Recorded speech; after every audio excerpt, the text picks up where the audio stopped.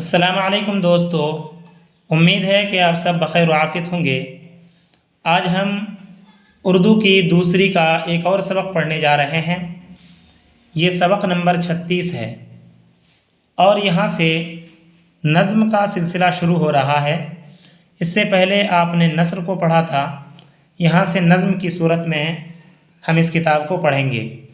تو پہلی نظم ہے خدا کی حمد کے بارے میں کہ اللہ تعالیٰ کی تعریف اس کے اندر بیان کی گئی ہے، اور یہاں پر رسول خدا پر درود یعنی اللہ کے رسول صلی اللہ علیہ وسلم پر درود جو پڑھا جاتا ہے اس کی فضیلت کیا ہے اور اللہ تعالیٰ کے نزدیک یہ کتنی بڑی چیز ہے، ان چیزوں کو بیان کیا جائے گا۔ تو چلیے اس سبق کو ہم بلا تاخیر شروع کرتے ہیں۔ پہلے اس کو ہم پڑھ دیں گے، پھر اس کی ہم تشریح کیے دیں گے۔ بسم اللہ الرحمن الرحیم۔ نظم۔ خدا کی حمد، خدا کی حمد، حمد کے معنی آتے ہیں تعریف، یعنی اللہ تعالیٰ کی تعریف۔ خدا ایک ہے، کوئی اس سا نہیں، کسی کام میں ساجھی اس کا نہیں،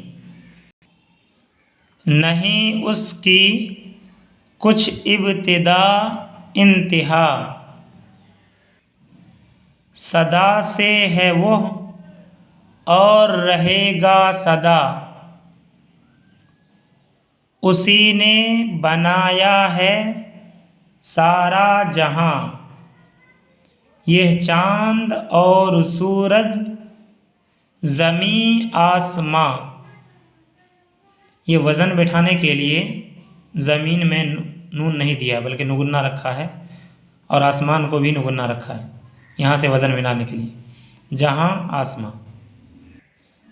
ہمیں اسی نے مٹی سے پیدا کیا، جو کچھ ہم کو درکار تھا سب دیا، ہمیں بخشی ہیں اس قدر نعمتیں کہ جن کو نہ ہرگز کبھی گن سکیں، ہے واجب کہ اس کی عبادت کریں، شب و روز اس کے غضب سے ڈریں۔ رسول خدا پر درود۔ رسول خدا یعنی خدا کے رسول پر درود۔ پڑھو مومنو مصطفیٰ پر درود، محمد حبیب خدا پر درود۔ خدا کا ہے یہ، خدا کا یہ ہے حکم قرآن میں، پڑھو خاتم الانبیاء پر درود۔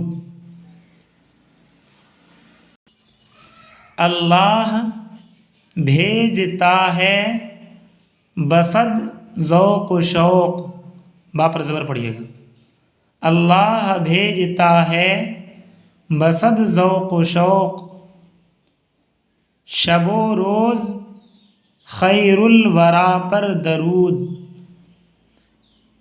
فرشتوں کو ہے حکم پروردگار، پڑھو میرے شمس الضحیٰ پر درود۔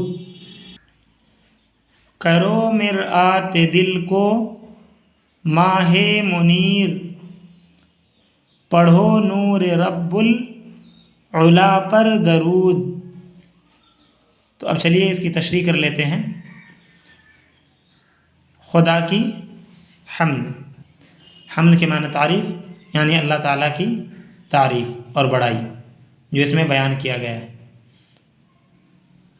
خدا ایک ہے، کوئی اس سا نہیں، یعنی یہ ہے کہ خدا ایک ہے، اکیلا ہے، جو کلمہ توحید میں ہمیں سکھایا گیا ہے، کوئی اس سا نہیں، یعنی اس کے برابر کا کوئی نہیں، نہ لیس کمثلہ شیء، قرآن نے خود کہا ہے کہ کسی بھی اعتبار سے اس کی تشریح نہیں کی جا سکتی اللہ تبارک و تعالیٰ کی کہ وہ کیسا ہے۔ انسان اپنے جیسا نہ سوچے کہ جیسے ہمارے ہاتھ ہیں، نعوذ باللہ اللہ تعالیٰ کو بھی ایسے ہاتھ ہوں گے، آنکھیں ہوں گی، بالکل نہیں۔ اللہ تعالیٰ ہی اپنے بارے میں بخوبی جانتا ہے کہ وہ کیسا ہے۔ کسی کام میں ساجھ ہی اس کا نہیں، یعنی ذات میں بھی کوئی شریک نہیں ہے، کسی کام میں ساجھ ہی اس کا نہیں، یعنی اس کے کام بھی بڑے بڑے ہوتے ہیں، کوئی اگر مل کر کرنا بھی چاہے پوری دنیا کے لوگ پھر بھی نہیں کر پائیں گے۔ دیکھیے کتنا بڑا کام اللہ تبارک و تعالیٰ کا ہے کہ سورج نکالنا اور چاند کو اپنے مدار پر چلانا، اسی طریقے سے دنیا کو چلانا، سارا سسٹم کس طریقے سے کام کر رہا ہے۔ بتائیے اس کام کو کوئی انسان یا کوئی جنات دے سکتا ہے؟ ہرگز نہیں، یہ اللہ تبارک و تعالیٰ ہی کا ہے۔ کسی کام میں ساجھ اس کا نہیں اس کی کچھ ابتدا انتہا۔ ابتدا کے معنی آتے ہیں شروعات، بگننگ، اور انتہا اینڈ کو کہتے ہیں، آخر کو۔ تو نہیں اس کی کچھ ابتدا انتہا، یعنی اس کے بارے میں کوئی انسان یہ بھی نہیں سوچ سکتا کہ اس کی شروعات کہاں سے ہوئی ہے اور اس کا خاتمہ کہاں ہوگا۔ بالکل ابتدا جب نہیں سوچ سکتا ہے تو پھر انتہا کے بارے میں کیسے سوچ سکتا ہے ایک انسان؟ یعنی یہ کہ اللہ تعالیٰ کی ذات ہر ایک کی سوچ سے بالا تر ہے، صدا سے ہے وہ اور رہے گا صدا۔ صدا کے معنی آتے ہیں ہمیشہ، یعنی ہمیشہ سے ہے اور ہمیشہ رہے گا وہ، یعنی کہ اس کا مطلب یہ نہیں ہے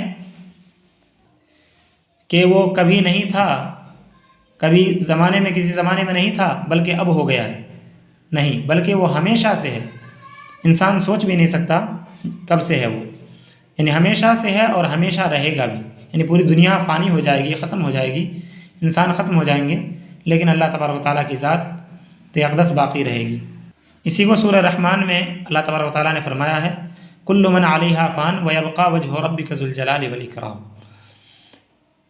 اسی نے بنایا ہے سارا جہاں، یعنی پوری دنیا اسی نے بنائی ہے۔